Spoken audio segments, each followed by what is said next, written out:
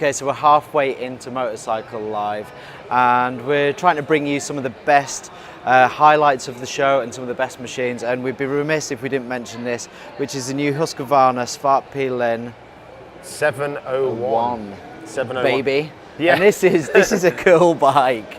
Okay, really really sort of like launched on the back of the popularity of the Svartpilen 701, which just looks a phenomenal bike. I'm personally a massive fan, and especially this one as well, which just gives a bit more of a relaxed riding style, I think, Mark, doesn't it? Well, we've worked out, haven't we, having done a little bit of research, that Svartpilen apparently translates into black shadow.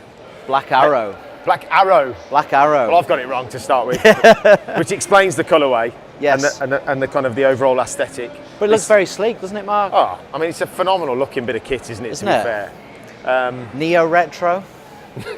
Neo-retro, whatever that means. Yeah, I'm not entirely sure. I mean, it's one of the words that's sort of slung around with this type of bike and with this particular machine, right? Well, Honda were doing something similar when they were talking about their new CB1000R. They call that, I think, Neo Sports Cafe.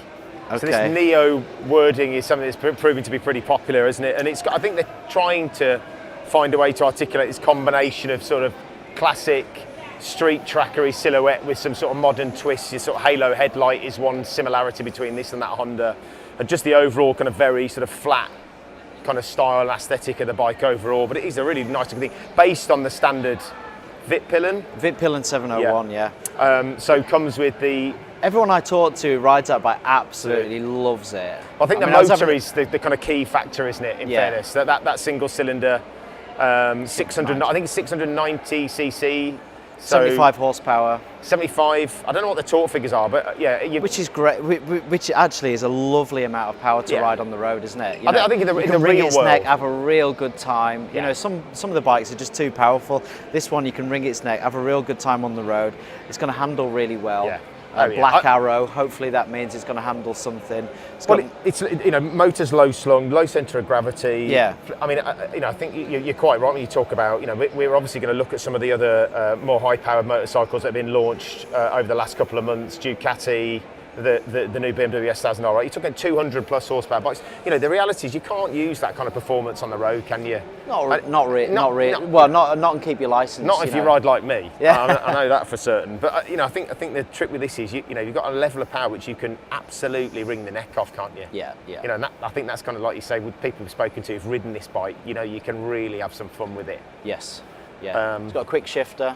So it's got some modern features too, Yeah, it's absolutely. a single, but it's got some really nice modern features. We quick shifter. Probably ought to borrow one of these. We definitely should borrow one of these. Because essentially, the parent company across the street here, KTM. Yeah. A lot of the componentry that comes onto this bike comes off their Duke 690, I think. Yeah. So there are some, there's some real sort of family lineage there, isn't there?